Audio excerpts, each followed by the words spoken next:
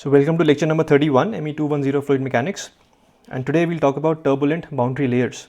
Okay, so let's do a quick recap as to what we have been doing in this course, in this chapter till now.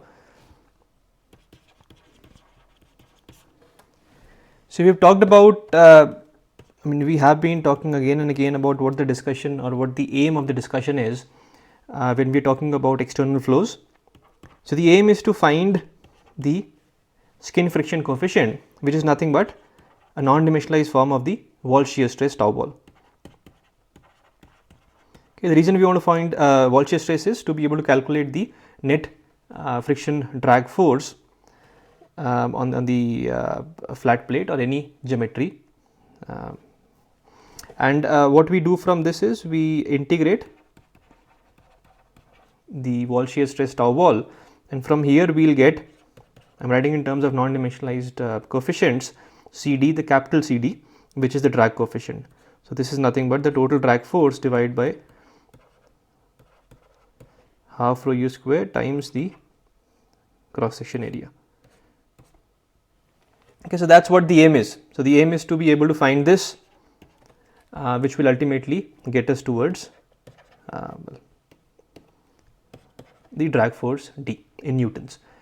The other thing that we have been calculating is the boundary layer thickness delta as a function of the length of the plate or any curved geometry that we are talking about, and this is required to identify the thickness of the boundary layer, which will help us identify the inviscid flow region. So as we discussed earlier, that for example in a flat plate we have some boundary layer region, which is the viscous flow region, and then we have the inviscid flow region. Okay, so we want to we want to be able to we want to be able to identify which part of the flow region is in the inviscid flow regime, and that can be found out if we know what the boundary layer thickness is at any x value. Okay, so we want to find this delta as a function of x. So the aim is to find two things. One is delta as a function of x, and the other is the skin friction coefficient CF, well, as a function of, both of these actually are as a function of Reynolds number. Okay, so these two things, that's the aim of this whole discussion in this chapter. Now in the previous lecture we talked about laminar flows on a 2D flat plate.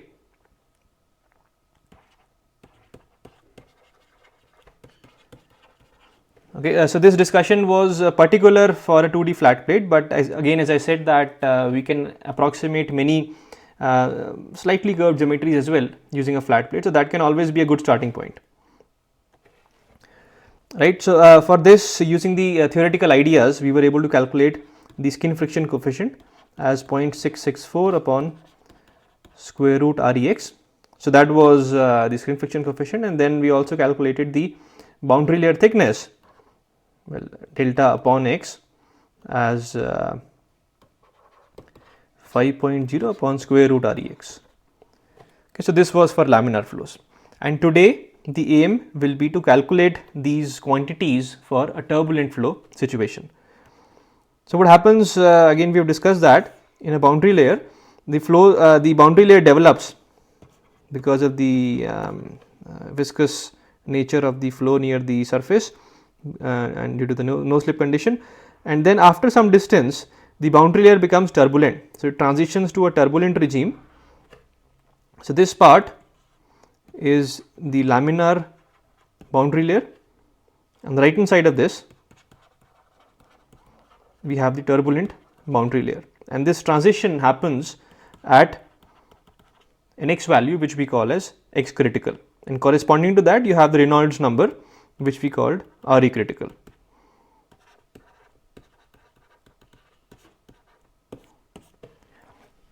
So today we will be interested in this part of the flow region. And in this discussion we will be developing the equations, and we will be talking about the ideas how the CF and delta these equations or these relationships are developed for turbulent flow region. So we'll be discussing some general ideas which will give us some insight into the ideas that we have developed in this course. So dimensional analysis plus then we'll apply the empirical or the experimental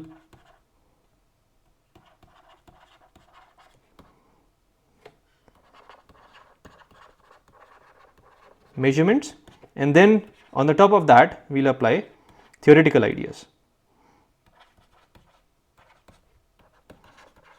Okay, so we'll see this beautiful combination of all these three techniques or approaches that we have seen in this course of dimensional analysis, experimental measurements and theoretical ideas. So that will bring together all these three different techniques that we have been talking about in the past few lectures or in this course. And finally, towards the end of this lecture, I'll solve a problem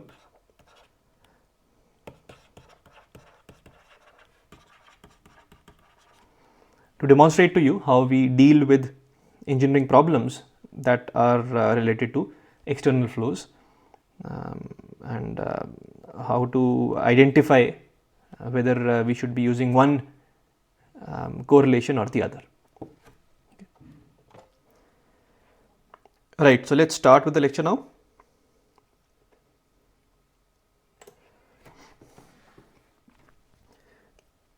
So the technique we'll be following today is going to be quite similar to what we did in the last lecture. Well, what we did in the pipe flow discussion on turbulent flows.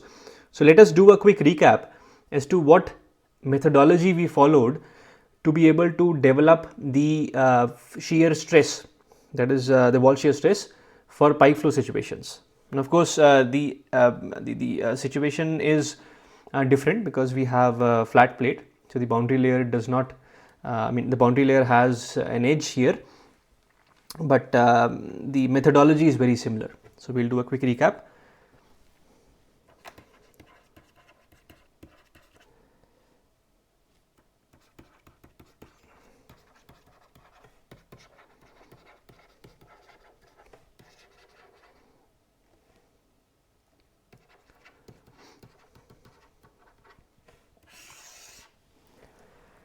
Right, so I'll write it in steps and then we'll do the current discussion also in similar steps. So the first step was to come up with an approximate velocity distribution in the turbulent region in the boundary layer.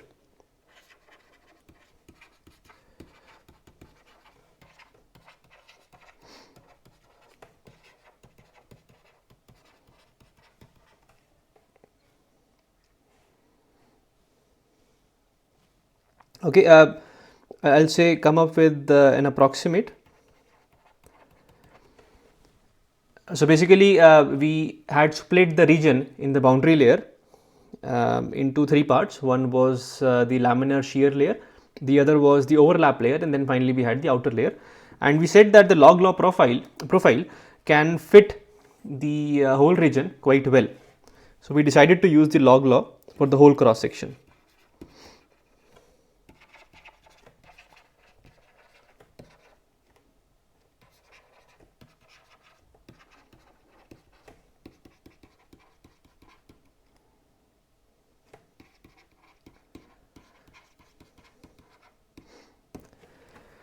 Right, so the expression we used was u by u star was 1 upon kappa, and then we had the natural log of y u star upon nu plus another fitting constant b. So kappa and b were fitting constants. Kappa was 0.41 and b was 5.0. Okay. U star was the friction velocity, which was simply the square root of tau wall upon rho, and this basically was u by u star was u plus, and this whole thing in the bracket was given as y plus. So u plus was a function of y plus, and so this idea of u plus being some function of y plus, that came from dimensional analysis.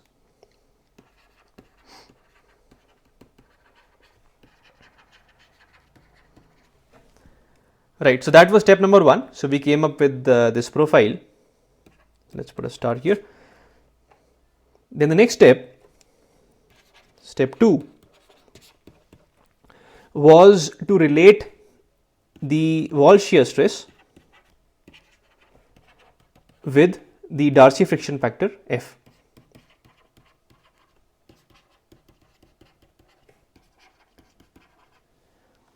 Right. So the way we did that was we wrote HF in terms of the wall shear stress. Okay, so this came from the integral flow analysis. So we had taken the pipe, we had drawn a control volume, and from that we had we found out the total mass total force acting on this control volume, which was due to the shear from the walls, and that was compensated with the pressure drop, and which was the pressure drop was written in terms of HF using the Bernoulli's equation with the losses. So this came from the integral flow analysis.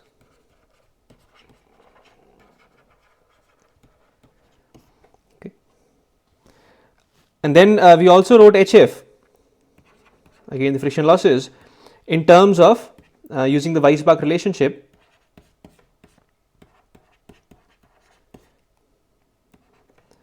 Like this.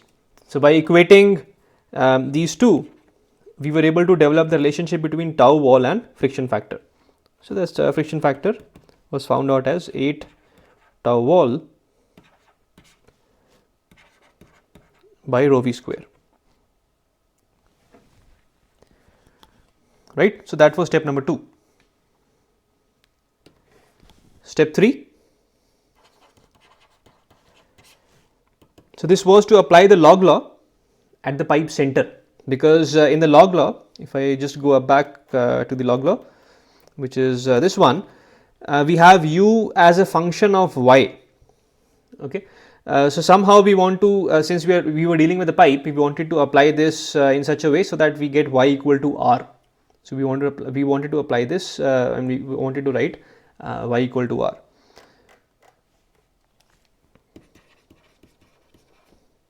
Sorry.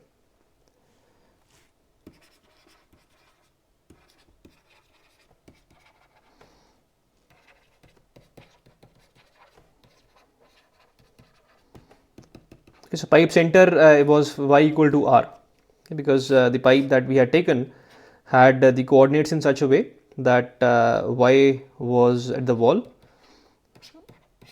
and since the pipe radius was this, so this was y equal to r. Okay, so we want to apply this log law at pipe center, but if I again see the log law, I do not know what the u value is at the center of the pipe. Okay, that is not known. So we applied the log law at pipe center indirectly. Okay, so what we did was we used the area average velocity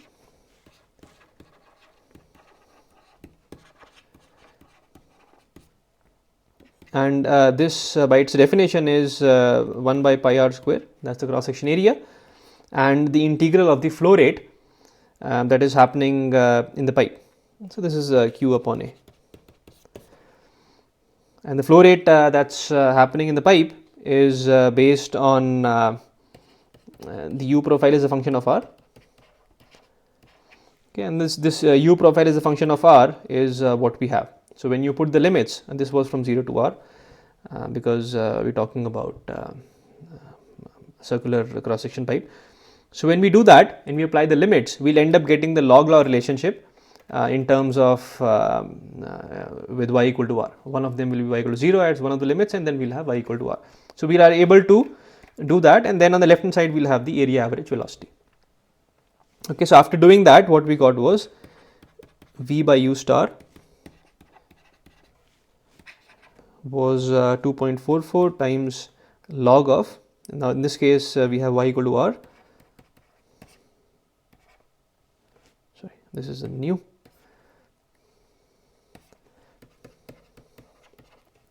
so we'll call this 3 and we'll call we'll call this 1, the relationship between friction factor and the tau wall, and this we'll call 2.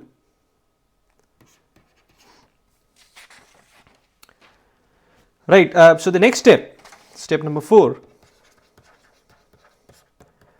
was to now use 1 and 2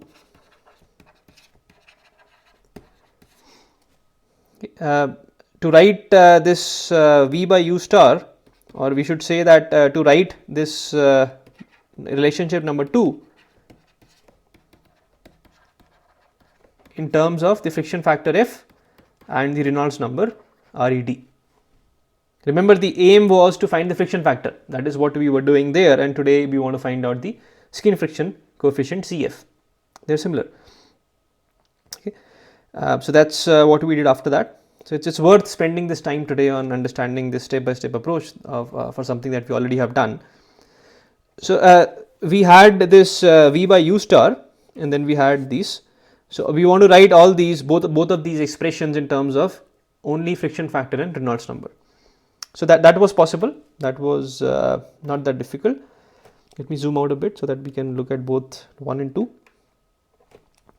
Okay, so number 1 gives us, let's see, we had V by U star. So what we did was we from 1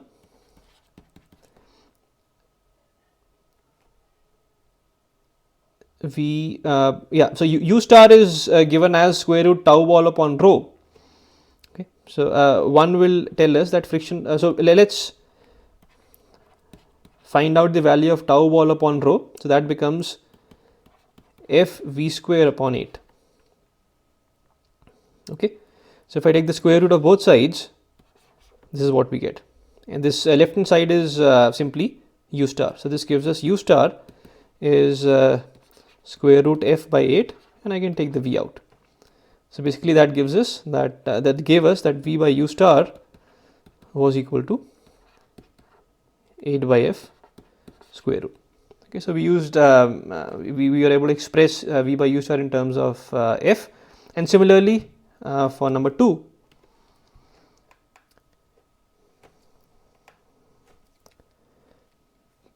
so we'll put a star here because we want to use that. And then for number 2 we had R U star upon nu.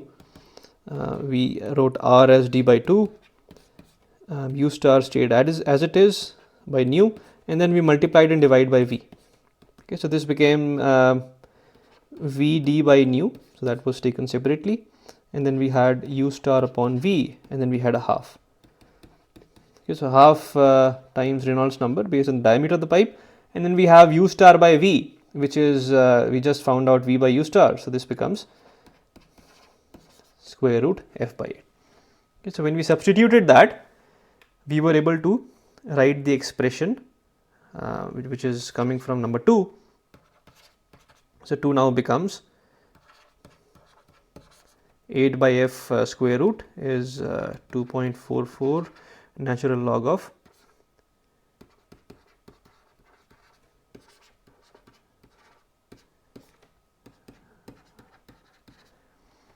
okay, and we said that this expression now can be solved iteratively, and then we can obtain the value of F as a function of Reynolds number.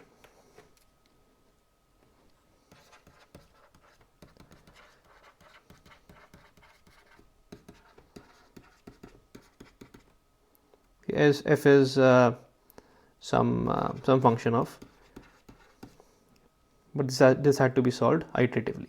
And we also talked about some expression that you can fit by seeing the numerical solution of this iterative equation, and we can come up with other correlations as well, which fit this final result quite well. But remember, this was for smooth pipes, smooth turbulent pipes, and then we brought in the effect of wall friction as well later through other empirical studies. Okay, so this was the complete a quick recap of what we did to obtain the friction factor as a function of Reynolds number in turbulent pipe flows. So let's now apply this strategy, the same strategy for the pipes, to now turbulent boundary layers above solid surfaces. Okay,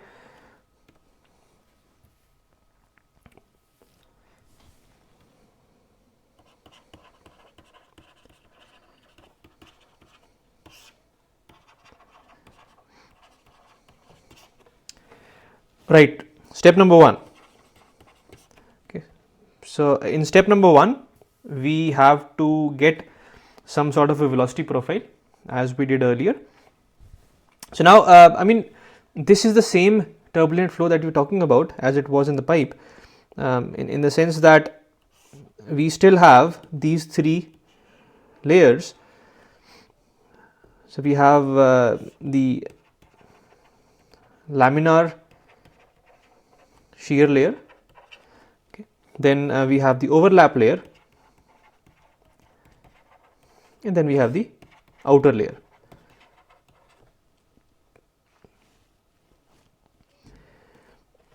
And these ideas were discussed earlier as well. So in a pipe, what happens is that the turbulent boundary layer, they meet towards the center. In this case, the boundary layer has a free stream. So the boundary layer has a finite size, which we denote using delta x. So here we have this finite size, which we call using delta x. Right, so we can still use the log law, because log law was actually obtained using the idea of boundary layers only.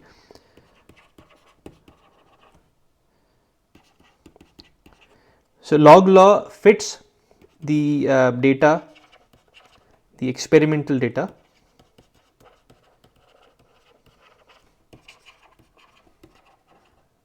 well. Okay, so we'll use the same log law. So u plus is 1 upon kappa ln y plus b. Okay, same coefficient values. So kappa is 0.41, b is 5.0, okay, and u plus is same u by u star, where u star is given as square root of the wall shear stress tau wall upon the fluid density rho, and y plus is y u star upon the kinematic viscosity nu. Okay, so same log law is going to be used now as well. Right, step number 2.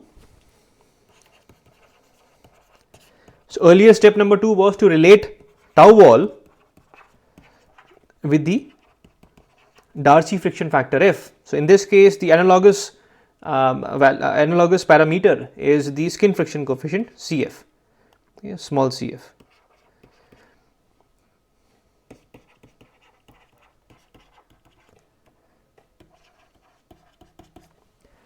Right, and that is easy. I mean, that's by definition of Cf, that Cf is the wall shear stress times half rho u infinity squared. Right, that's it, that's easy. So step number 3. So step number 3 earlier was to apply the log law,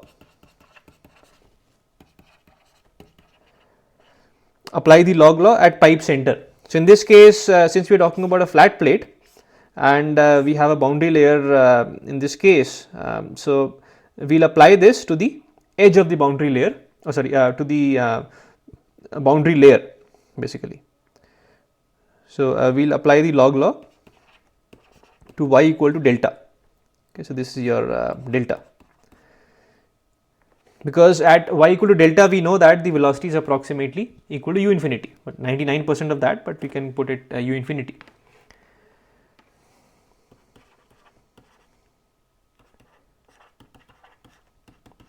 Because u at y equal to delta is known.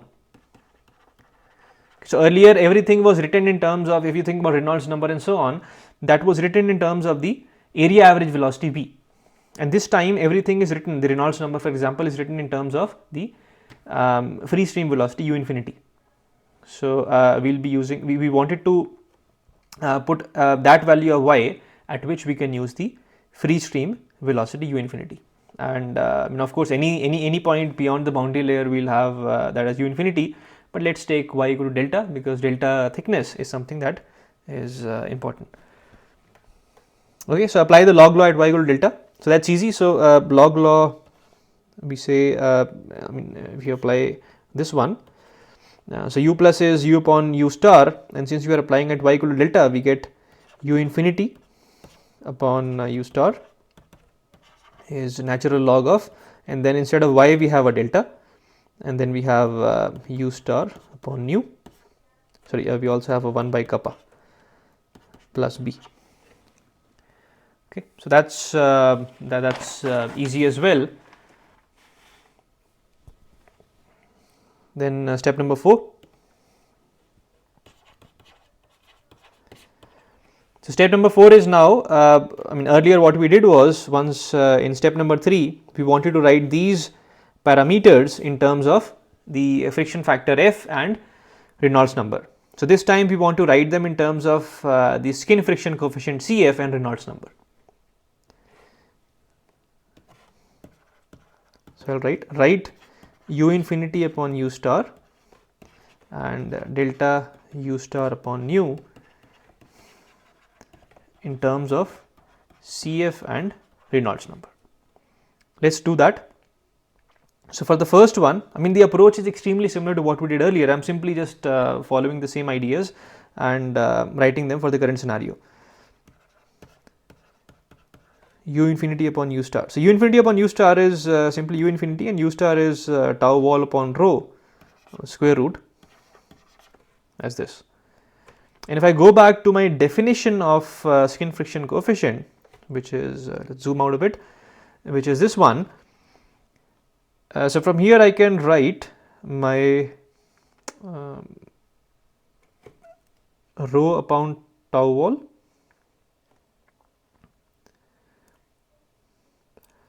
so this is u infinity, and then rho upon tau wall, let's write it here.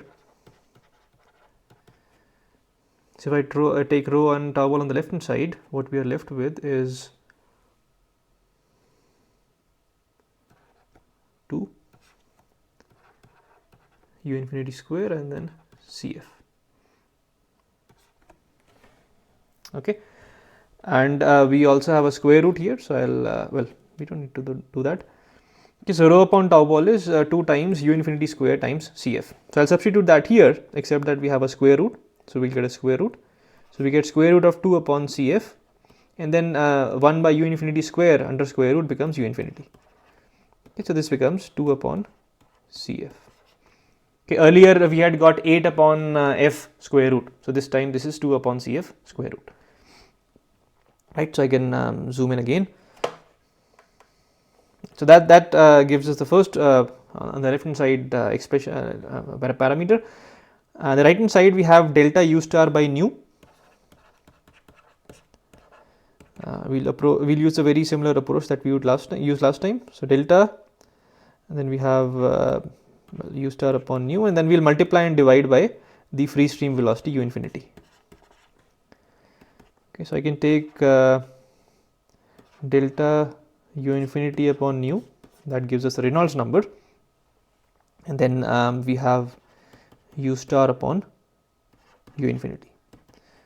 So this is Reynolds number, but Reynolds number based on delta, okay, because the length, the length scale that we have here is the boundary layer thickness delta. Right. Earlier we had, in the pipe case, we had the diameter. Right, and then u star upon u infinity is simply 2 upon Cf under the square root.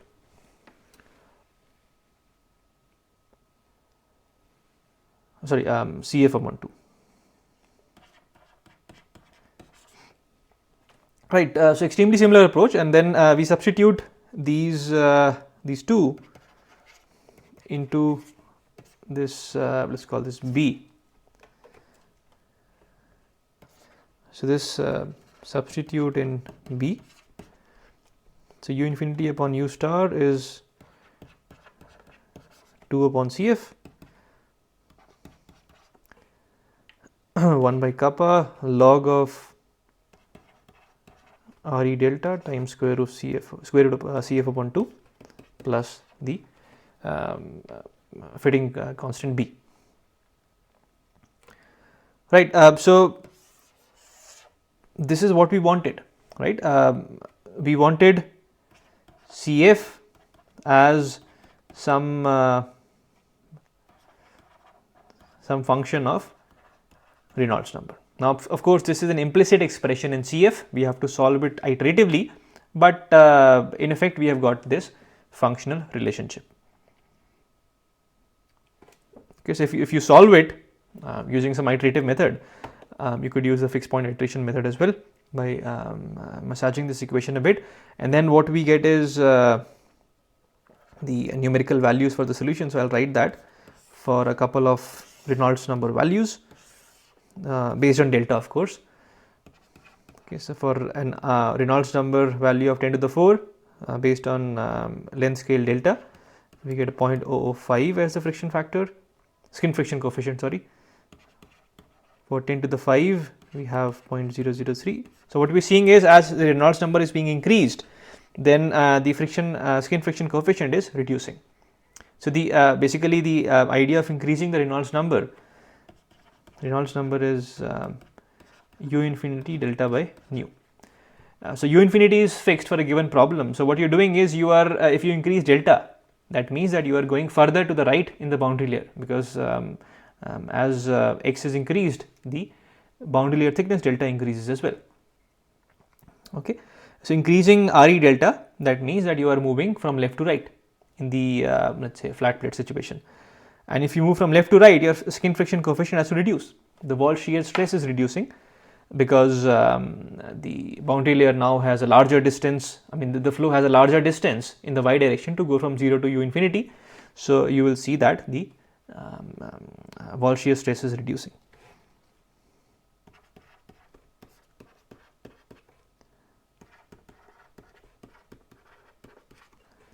Okay, so these are some values that you get for Reynolds number versus CF versus Reynolds number based on delta, using this by solving this expression iteratively.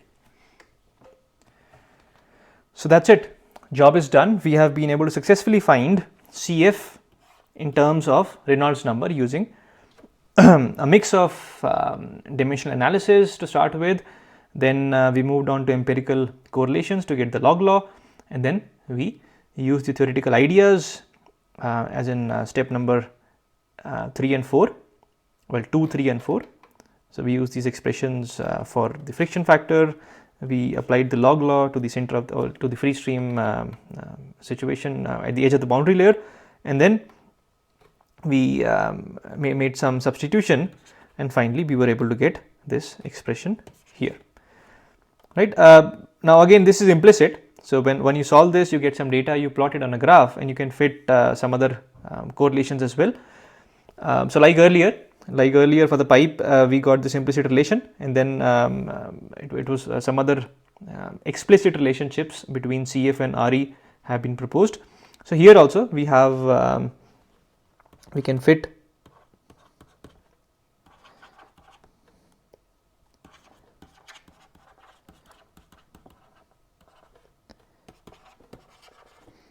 fit a correlation to the above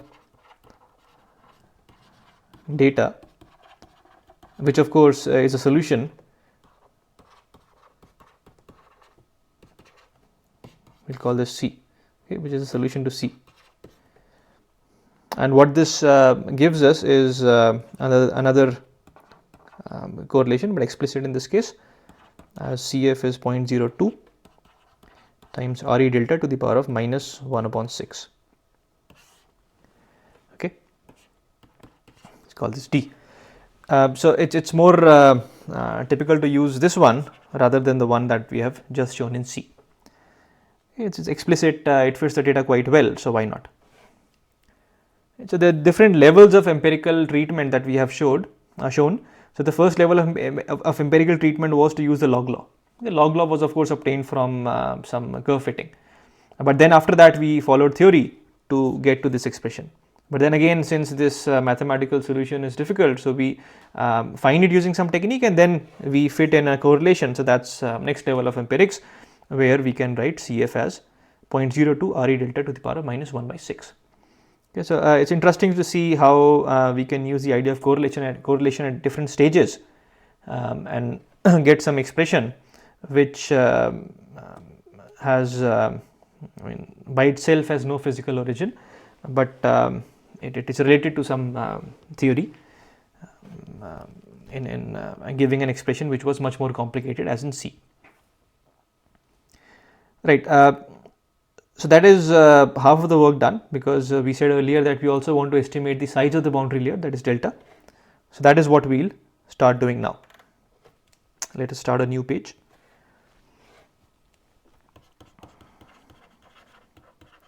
So the next step is finding delta. Right. So we'll start with the same approach that we followed earlier for pipes. So I'll call this approach 1, because I'll be showing you another approach which is much more feasible.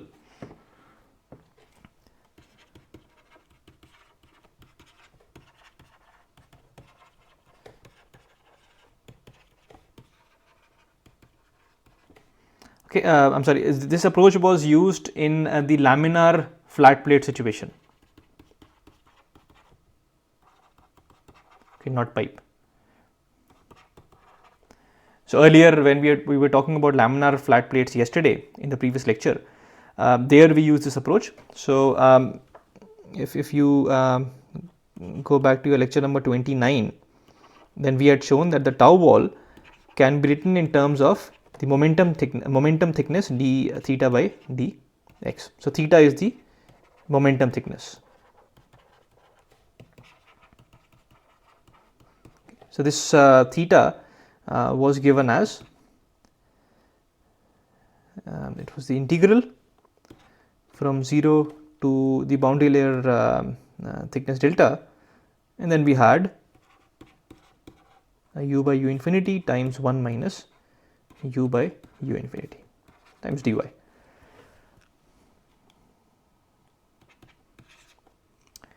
so that was the momentum thickness that the way we had defined earlier. And I mean, of course, in this case the u is known as the log law. Okay.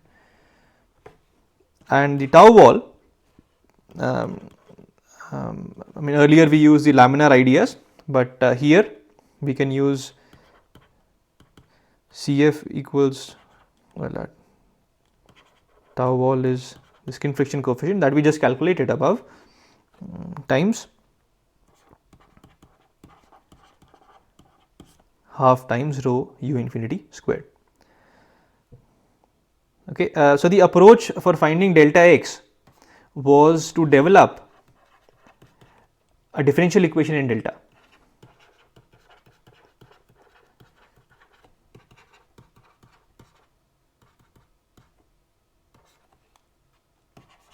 Okay, so that is what we did in laminar situation. We are trying to do the same here as well. And when I mean, theta is written like this, so when you solve this for the u as a function of y, we'll get some expression in delta, because the limit is in delta, and then we differentiate that, so we'll get a d delta by dx, and then now we can solve this. And on the left hand side we have some expression for Reynolds number, which is again in delta, so that this becomes a differential equation in delta. Right, but this becomes too complicated mathematically, because if you think about it, your u here is you want to use the log law, but that log law has a log, so you get a log, an expression in log, you multiply it by another expression in log, because you have 1 minus u as well, 1 minus u by u infinity, and then the product of two logs has to now be integrated with the limit which is in delta. Okay, so this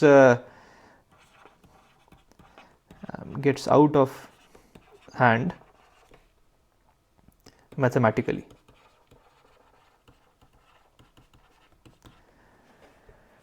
Right, so what do we do? I mean, of course we can, in principle we can use this approach, but it was proposed that we can try another approach which is mathematically much more comforting.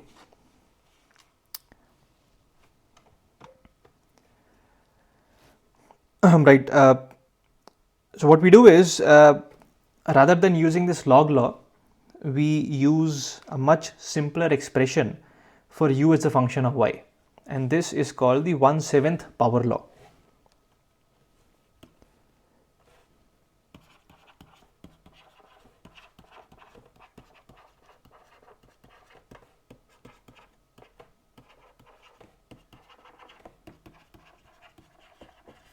So we have completely changed gears here.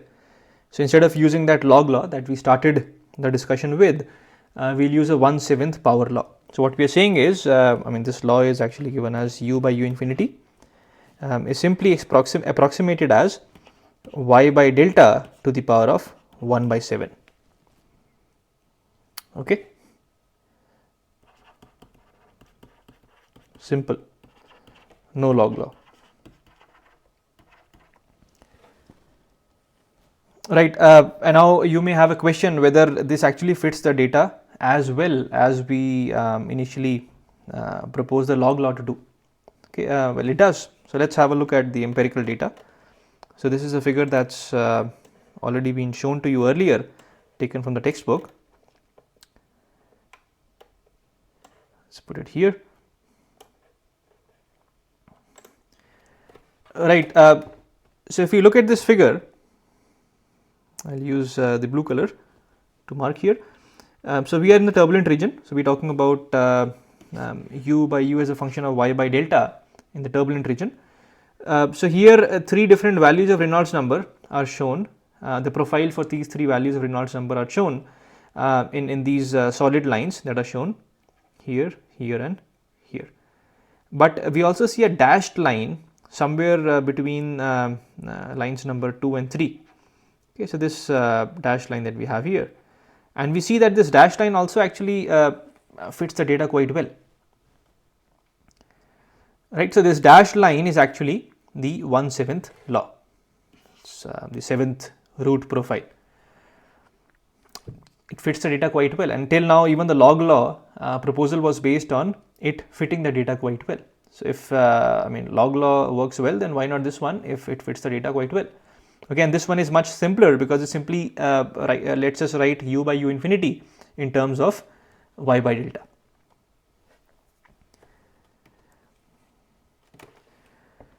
Right, this you may want to quickly recall the idea of your eta here, the similarity hypothesis.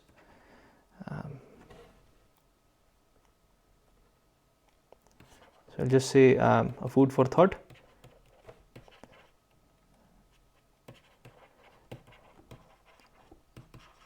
Try to see this in light of the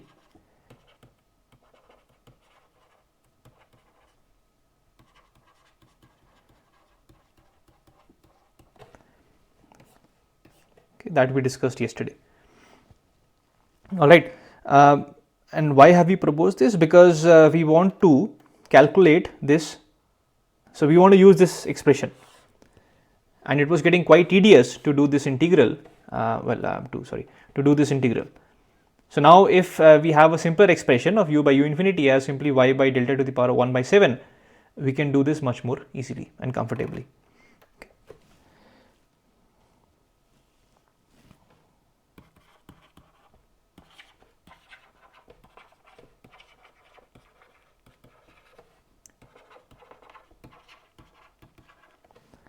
Okay, so theta simply after all that solving of the integral becomes 7 upon 72 times delta.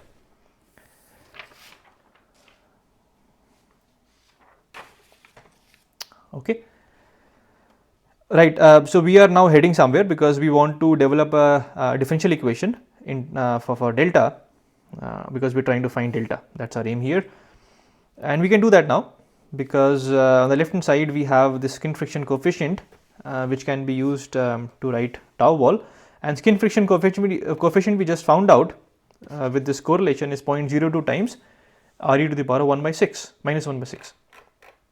So let's do that. So now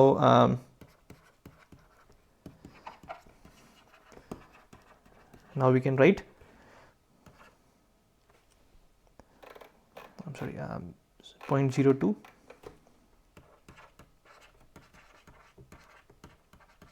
so that's your skin friction coefficient, and tau wall was this times half rho u infinity squared. Okay, so this is the left hand side of this equation, and the right hand side is rho u infinity squared and then we have times d theta by dx, and theta is 7 by 72 delta. It's 7 by 72 times d delta by dx. Okay, so this rho u infinity square gets cancelled, and I can move the 2 on the other side. So I can move the 2 here. Okay, so this will simply now become, I mean, remember this Re delta is u infinity delta by nu, and Rex is u infinity x by nu. Okay, we somehow want to bring in Rex into the expression rather than Re delta. So what we do with this equation is we write it 0.02 Re delta, that stays as it is. On the right hand side we have 9.72, and then I'm sorry, this 0.02 also has to go away to get this 9.72. So we have played around with the constants, and then we earlier had d delta by dx, and I can multiply by u infinity, and I can divide by nu. So this basically becomes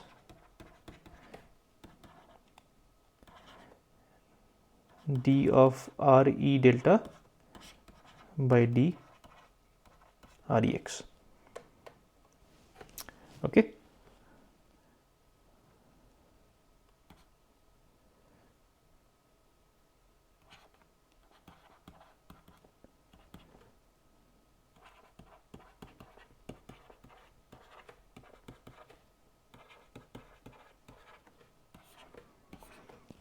So we now integrate these.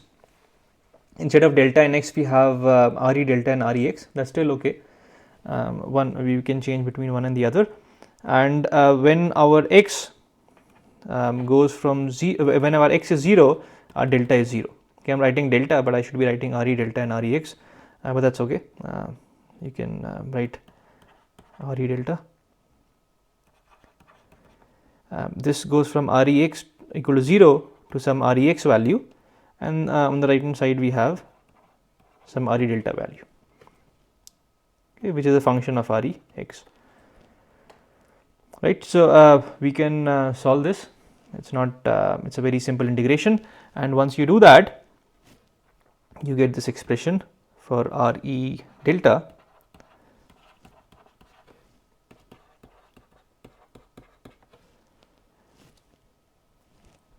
so Re delta in terms of Rex. Okay, and I mean, if you want to write in terms of delta and x, you can write the expression for Re delta and Rex, and that will give us the ratio of delta to x as 0.16 upon Rex to the power of 1 by 7, and that is exactly what we were looking for. We wanted delta as a function of Reynolds number, and we have got it. Right, so now the job is complete. We have successfully found out the skin friction coefficient Cf as well as delta.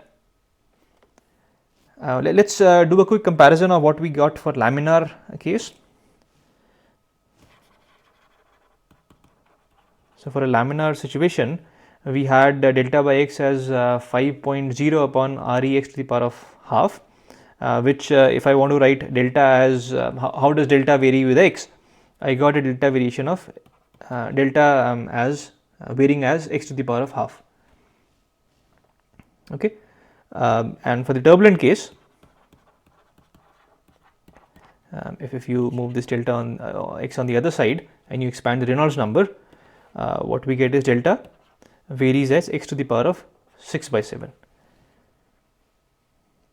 Okay, so this one is a much more rapid increase in x as compared to laminar.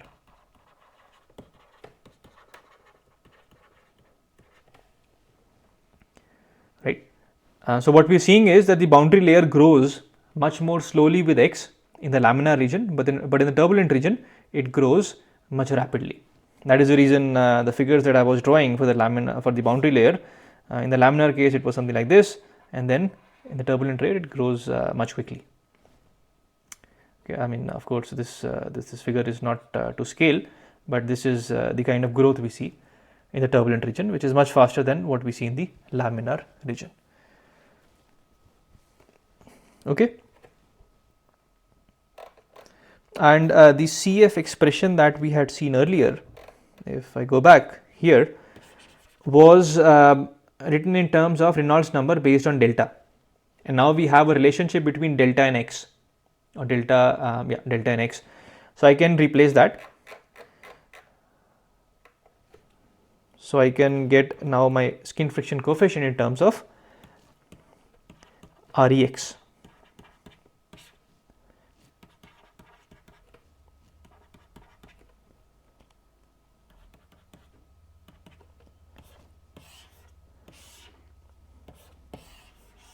Yeah, I'll make double boxes because these are the most important takeaways from today's discussion,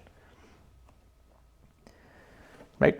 And this CF as a function of X is much more useful as compared to CF as a function of delta, because earlier we didn't know delta, what is the boundary layer thickness, but now we know that, so we can get CF as a function of X.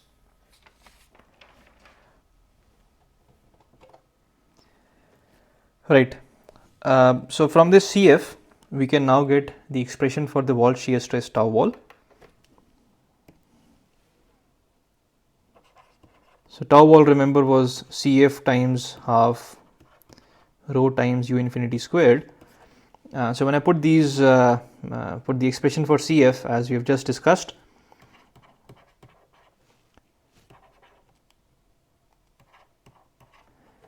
okay, so we get 0.0135 mu to the power of 1 by 7, rho to the power of 6 by 7, u to the power of 13 by 7, and x to the power of 1 by 7. Okay, so that is the expression for the wall shear stress tau wall, and this is for the turbulent situation. Okay, so we'll write a tau wall turbulent, just to be sure, because sometimes there's a confusion as to what is tau wall turbulent and tau wall laminar, and we'll be using them together in the same expression later when solving problems. So one has to be clear about it, right? So the tau wall let's see how this expression varies with x and mu. So the variation of wall shear stress in the turbulent situation in a flat plate is x to the power of minus 1 by 7. Right. So as x increases, the wall shear stress reduces. That is expected, but that reduction in the wall shear stress is quite slow, unlike the laminar situation where this was falling off quite quickly. Okay, so why is it? I mean, the boundary layer size, as we just saw, it increases quite quickly, and in the laminar, let's go for the laminar discussion first. So the argument in laminar case was that since the boundary layer size increases, so now the x velocity, that is u, has a larger distance to go from 0 to u infinity. Okay, so that means that this gradient that we have here at y equal to 0 is going to be much more gentler as compared to what we had here in the beginning, or on the left. And since the boundary layer size, that is delta as a function of x, was increasing, then this tau wall has to reduce. Now in turbulent case, this delta actually is increasing much more quickly. Okay, so that means that by the same argument, your tau wall should, the wall shear stress, the gradient at the wall should fall more quickly.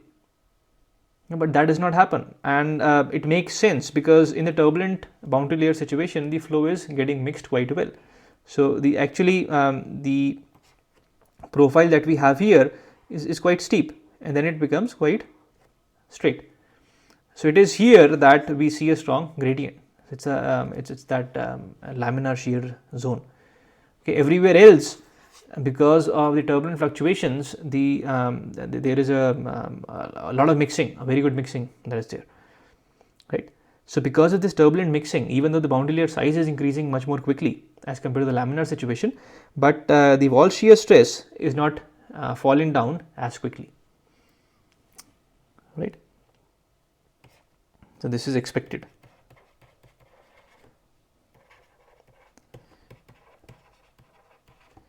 Due to the good mixing. Right. Next is the variation of tau wall with the viscosity. Now again, we don't see much of an effect of the viscosity on the wall shear stress, although it is weakly correlated, but not a very strong relation. And that again makes sense because we're talking about the turbulent regime. In the turbulent regime, the molecular viscosity effects are anyways much less significant.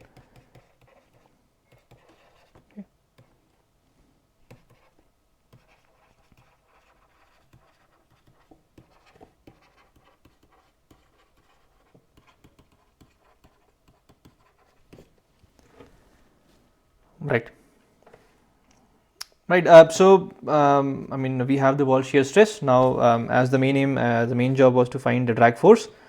So drag force can be found out as simply an integral of the wall shear stress, and wall shear stress is a function of x. So you can integrate. So drag force, let's say on the whole plate of a size L. Let's say this plate has a size L. So tau wall is a function of x times the area, which is the width times dx, going from 0 to the length L. Okay, so that is what we do. I mean, here remember this expression that we have developed just now is for a turbulent boundary layer, and the kind of figures I have been showing is laminar and then turbulent. So you actually have to, if you want to find the drag on let's say some given section of the plate, or let's say the full plate, then you have to the integral from here to here has to be based on the laminar wall shear stress, and the integral from here to here has to be based on the turbulent shear stress. Now there are situations where the boundary layer with will become turbulent to start with. Okay, you can put some sort of turbulators.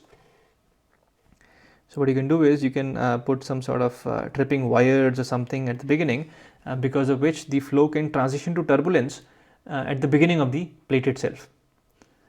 Okay, so these devices, well, not devices, they are mechanisms can be used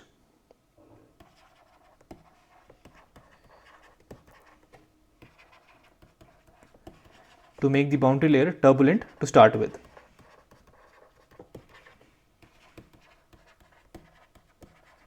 Okay, so this results in a fully turbulent or full turbulent boundary layer. From the beginning to the end, the boundary layer is turbulent. Okay, so in that case, you can use this tau wall turbulent expression from 0 to L.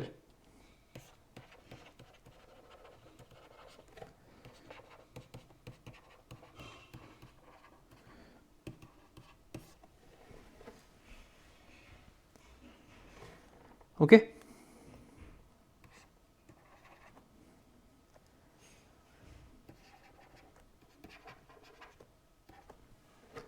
Right. So if I do that, if I put this now the wall shear stress is written in terms of the skin friction coefficient, so you can write Cf times half rho u infinity squared b times dx.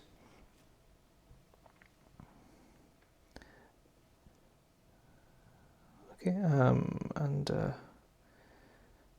this integral then can be performed, and if you do that for the current skin friction coefficient values, then what you get is CD as 0.031 upon REL to the power of 1/7. Okay.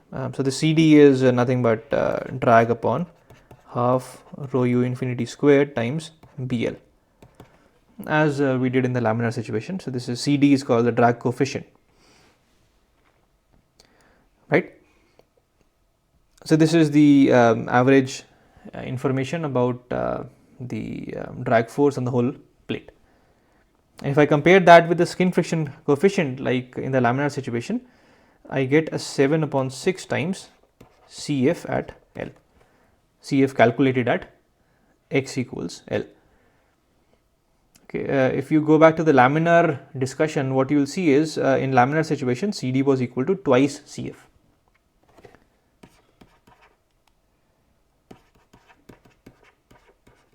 Okay, so CD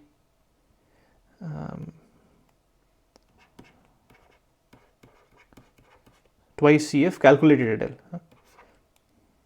So CD by definition is for the whole length, and Cf, the friction factor, is for a given point, and in this case we are talking about at the edge of the trailing edge of the boundary layer, that is x equal to L. CD was this for laminar boundary layer.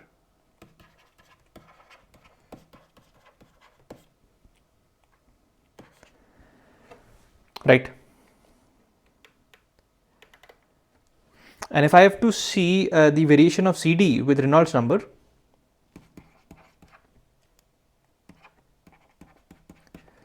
this is what I get, REL to the power of minus 1 by 7.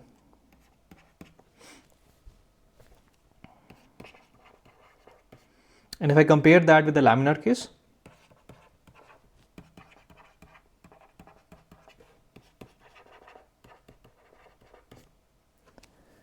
in laminar case we had CD going as REL to the power of minus half.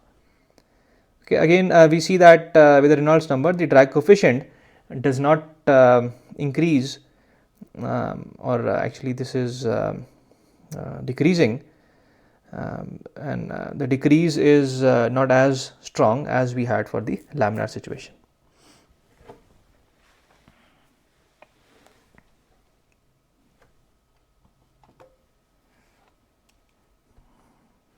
Right, so there is nothing much on turbulent boundary layers anymore, except that we can talk about the displacement thickness, because we did talk about that for the laminar situation as well.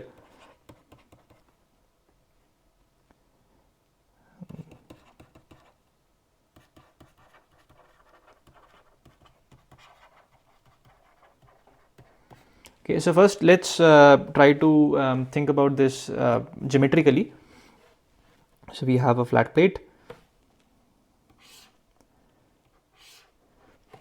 and the velocity profile that we had in the laminar situation was, let's say this is the boundary layer. So in the laminar situation we had something like this,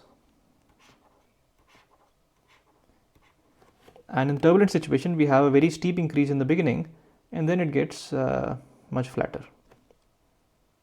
It's not well drawn.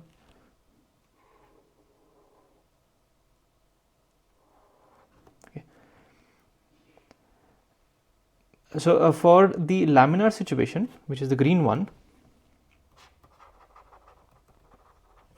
the displacement thickness was basically assuming that we approximate this profile as a uniform profile, but then we have to discount on some length at the beginning. So we said that this area, if we equate that to a uniform profile, then we have to take some area out, and this was displacement thickness. Okay. Now for the turbulent situation, if I draw that again over this, then the missing area is much smaller. Okay, so if I was to approximate that as a displacement thickness, I will get a much smaller displacement thickness for the turbulent situation. All right. So this is geometrically the induction, and if I am to calculate it, so this delta star, this displacement thickness was given as integral from 0 to the boundary layer thickness delta 1 minus u upon u infinity times dy. and since we agreed on using the 1/7 power law, so we can use y upon delta to the power of 1 by 7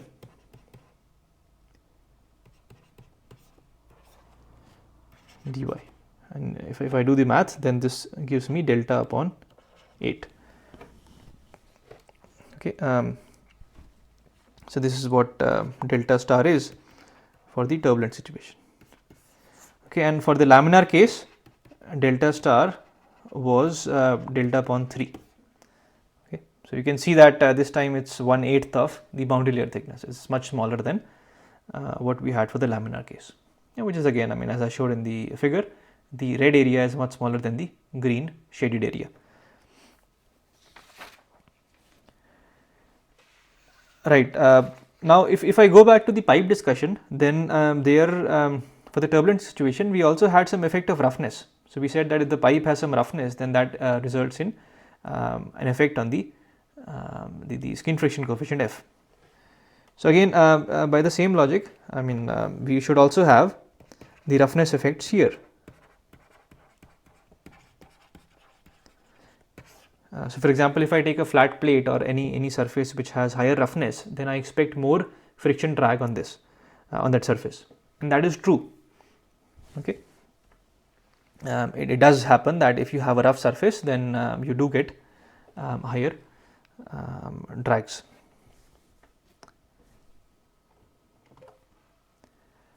Right. Just as we had the Moody diagram in the previous situation of pipe flows, we also have a plot here. So let's move this up. Let's keep it to the right. Right. So let's see this what we have here. So we have the drag drag coefficient CD based on the Reynolds number based on the length of the plate. And of course, for the small values of Reynolds number, we have this laminar region, and then once the Reynolds number increases beyond the critical value, we get turbulent boundary layer, and there we have this turbulent region, which is all this region that we have here. Okay. Now in this turbulent region, we have we can actually split it into 3 parts like we did earlier. So the first part is called the smooth surface region. Okay, so there is that means that there are no roughness effects.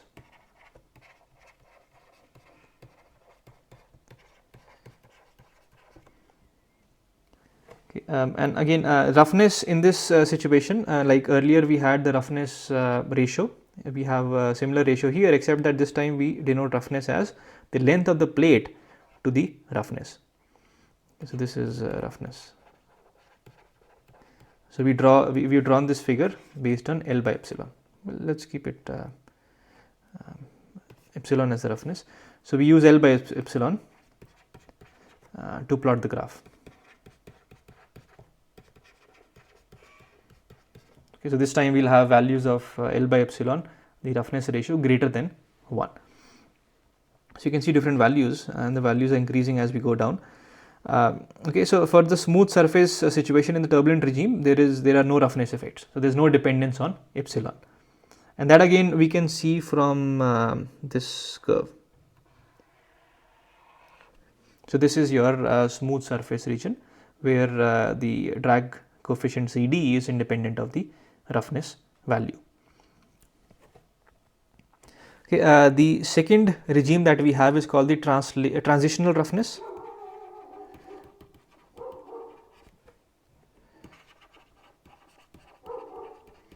Okay, so in this case we have moderate Reynolds number effects.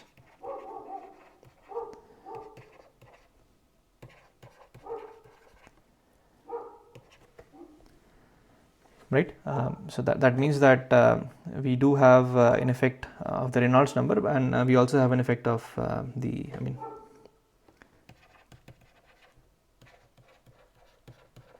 with roughness effects. Okay, so let's look at some value. So let's look at a value of L by epsilon of let's say 10 to the power of 4. Let's choose this for an example. So what we see is, let's clean the figure a bit. So for this value of 10 to the power of 4, if I was to see how the drag coefficient is behaving as a function of the Reynolds number, let's use the blue color this time. So initially when my Reynolds number starts increasing, and let's say we're talking about the situation where the complete plate is turbulent, so then we'll see that initially it will follow the same line as we have for smooth surface effects. Okay, so for low values of Reynolds number we have smooth surface effects, and again in low Reynolds number the effect is much less. But then when your Reynolds number is increasing, you see that we enter this transitional roughness regime. Okay, so in this transitional roughness regime we see that there are moderate Reynolds number effects. With Reynolds number the drag coefficient CD is changing. Okay, and the drag coefficient is different for different roughness values, of course. And then beyond this point where this dashed line is meeting, you see that the drag coefficient becomes independent of Reynolds number. Okay. So it becomes a straight line, and that is our third regime, which is called fully rough regime.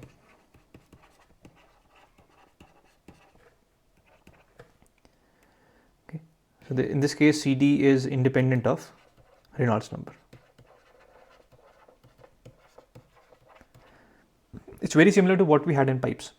Okay, initially we have a smooth, we can call it a smooth surface when the roughness is small, but for higher values we have transitional roughness, and then we have a fully rough region where the CD becomes independent of Reynolds number.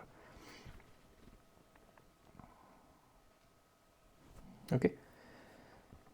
So in these two regions we have a dependence on Reynolds number,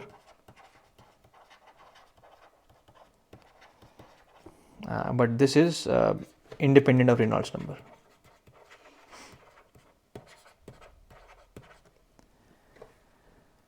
Right. So even a normal turbulent situation, if you have a flat plate which has some roughness, and it's a fully turbulent, let's say you have some turbulator that is stripping the flow, and the complete boundary layer is turbulent. So in that case, for low values of Reynolds number, the drag coefficient, if you were to take very short pipes, short plates, then you'll see that you'll have some region which will be independent of, which will be like a smooth surface, and then you'll have some region where you'll have a transitional roughness, and then you'll have if you have longer plates than that, then you will see that you'll have a complete rough region. Right. So again we see that we had to go back to the experimentation a lot to get the idea of the effect of roughness. And again, as we did earlier for our pipes, in this case also for the fully rough region we have a correlation of the drag force. So this is 1.89 plus 1.62 times log L upon epsilon, and this whole thing is to the power of minus 2.5. Okay. So if you are in the fully rough region, then you can use this formula. You don't need to look at the graph. I mean, it's up to you. It's very similar ideas as compared to what we had in the pipes. Okay. Again, you don't need to remember these. Any mechanical engineering handbook will have all these correlations in them, but one has to know whether what sort of regime is there and what sort of correlation should I be picking up to be able to solve my problem. Okay. So before we solve a problem, let's discuss about one last topic, which is on a boundary layer. As I discussed earlier, is typically going to be partly laminar and partly turbulent.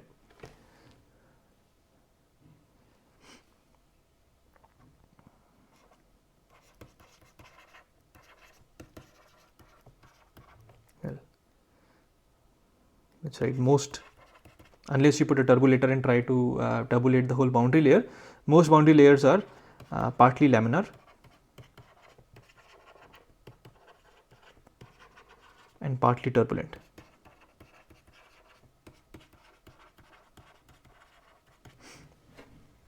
Okay. Okay, so the drag force in that case has to be calculated by integrating from 0 to x critical. Okay, so let's draw this. So this is the laminar region. So we'll use the tau wall laminar as a function of x, and this is x critical.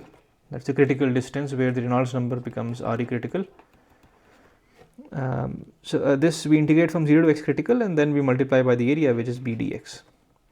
And then if we actually want to calculate the drag force, let's say for till this length of the plate, then we'll have to add to it the integration from x critical to L, and then we'll use tau wall for turbulent as a function of x times b dx.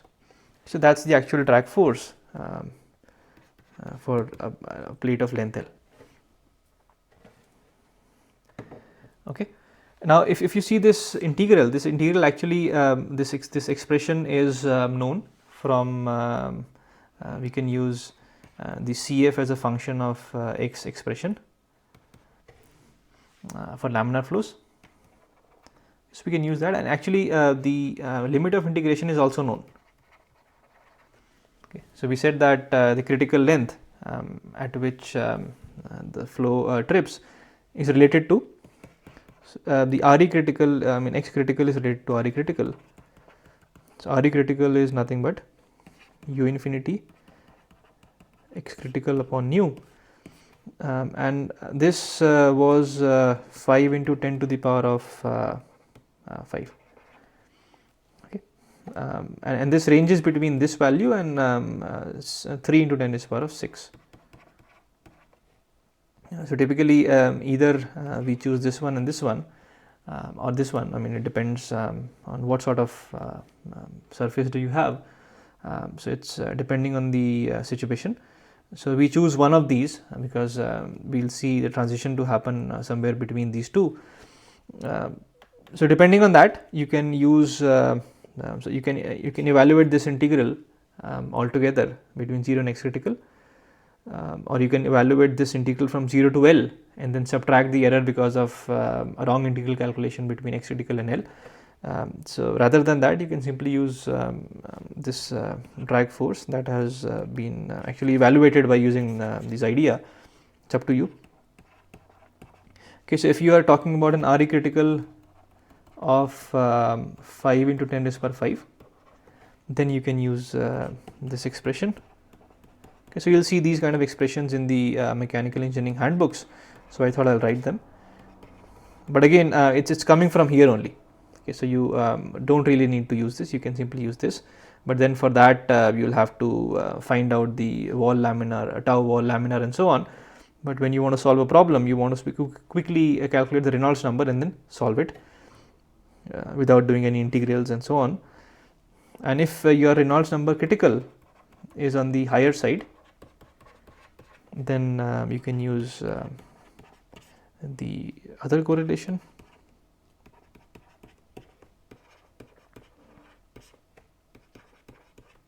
This one. Okay. So this drag coefficient correlation can be used in case you have a partly laminar and partly turbulent boundary layer, which is more common than having a fully turbulent boundary layer, unless you have actually in case you have actually turbulated the boundary layer into a fully turbulent situation. Okay, so let's solve a problem now. Right, so this problem is example 7.4 from the book. Start a new page. Okay, so in the problem we have a hydrofoil that we want to approximate using a flat plate. Okay, hydrofoil is an like an aerofoil, but in water.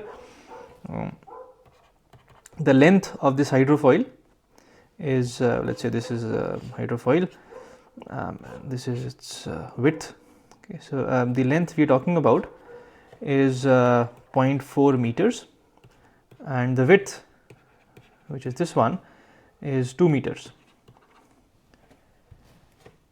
Okay, it's being used in seawater, and the free stream velocity u infinity is 12 meters per second. So you can think of this thing moving in the sea at 12 meters per second for seawater. Okay, so the density and viscosity for the seawater density is a bit higher than what you have for water, 1025 kg per meter cube, and then the kinematic viscosity is let's me write more clearly. So it's 1.05 into 10 to the minus 6 meter square per second. Okay, so we have to answer a couple of questions. The first one is to estimate the boundary layer thickness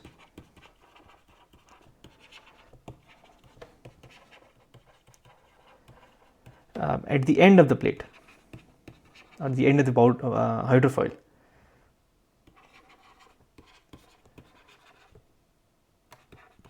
So we'll just call it HF. So what we'll do is we'll approximate this using a flat plate. As we said, that's the simplest analysis you can do to start with, and it won't be that bad anyways. Okay, so let's calculate the Reynolds number for this situation. We want to check if we are in the laminar flow regime or the turbulent flow regime. So this is u infinity L upon nu. So we know all the variables. If you put the values, we get 4.6 into 10 to the power of 6. Okay, this definitely is more than the Re critical. Okay, whatever value we choose, either the lower or the upper one, it's larger than 3 into 10 to the power 6 as well. So this is definitely turbulent.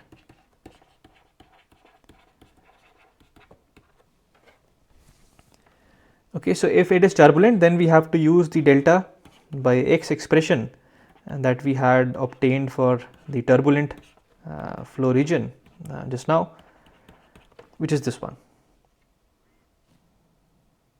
Okay, and since we are talking about we want to find out the boundary layer thickness at the end of the hydrofoil, so that means you want it here. Okay, so that is at x equal to L. So you evaluate this at x equal to L. Okay, so this will give us a delta of 7.12 millimeters. Okay, so for a length of hydrofoil which is 400 millimeters, we have a delta of 7.12 millimeters. It's a very thin boundary layer. Right.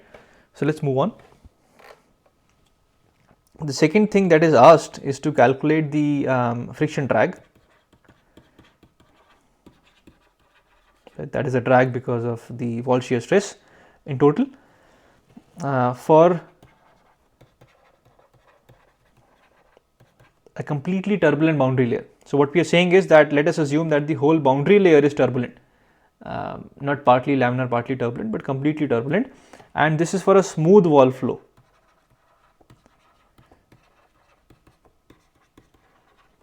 So that means that the wall has negligible roughness.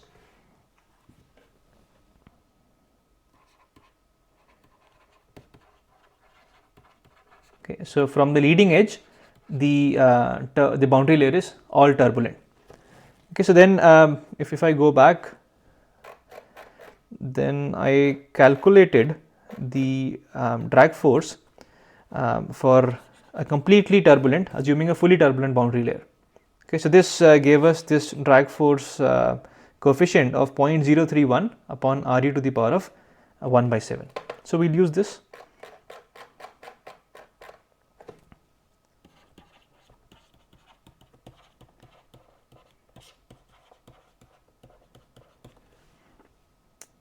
So if I use this by putting the value of Reynolds number as 4.6 into 10 to the power of 6, this will give me a drag coefficient of 0.00347. And remember, this is only for one side, because till now we always are talking about boundary layer development on a flat plate on one side, but this time the flow is happening on both sides. Okay, so you'll have a boundary layer developing on both sides. Okay, so that means that you will have friction both on this surface as well as this surface.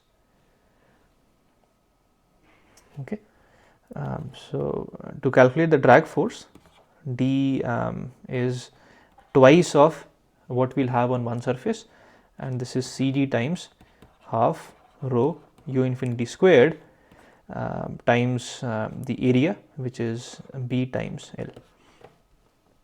Okay, and when I put the numbers, then we'll get a value of 410 newtons. Okay, so that's the friction drag for a complete turbulent boundary layer for a smooth wall flow. Right, so let's move on. The next is to estimate the friction drag, but this time we are not assuming a fully turbulent boundary layer. So we are saying it's partly laminar and partly turbulent.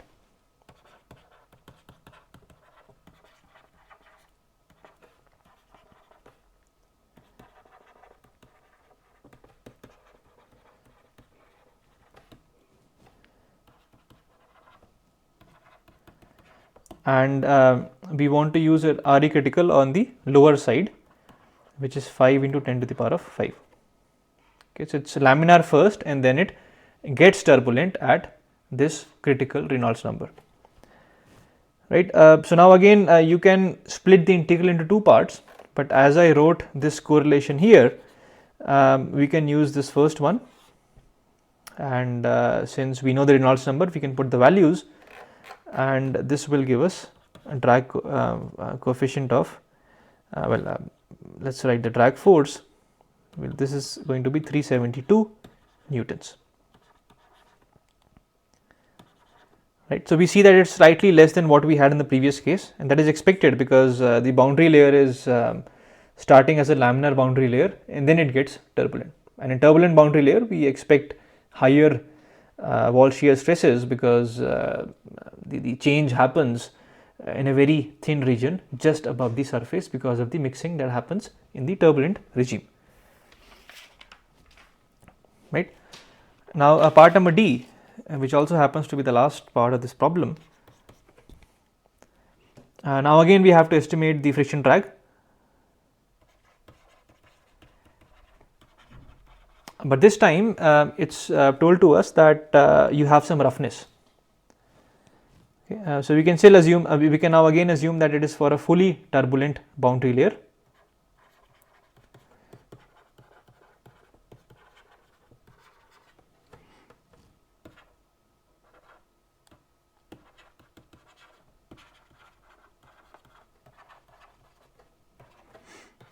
And the epsilon value is given as 0.00012 meters. That's given. Okay, so first you calculate the L by epsilon value, which comes out to be 0.4 meters upon epsilon, and this will come out to be 3333. Okay, so that's the roughness ratio, and the Reynolds number, as we calculated, was 4.6 into 10 to the power of 6. Okay, so let's go back to our figure that we had shown, that is this one. Yeah, let me use a different color, a green one. So Reynolds number is 4.6 into 10 to the power of 6.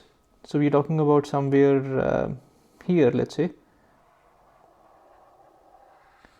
Okay, and the roughness value that's given to us is 3333. So we have a 2000 roughness here and 5000 here.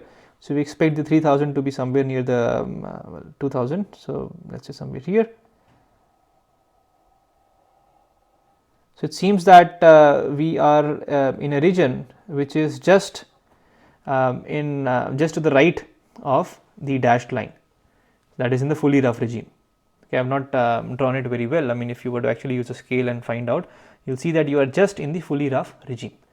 That is to the right of this dashed line that you have. You are just to the right of this. We are somewhere here. I've not drawn it again properly, but will be somewhere here.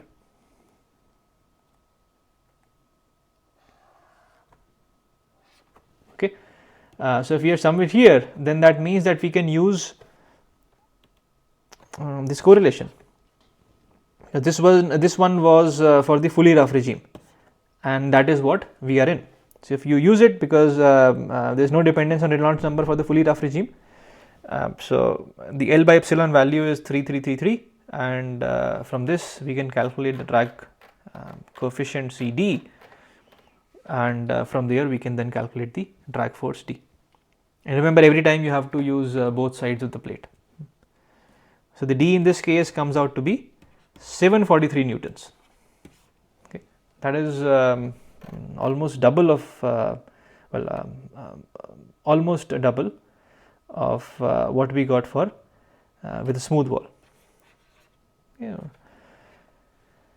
Right.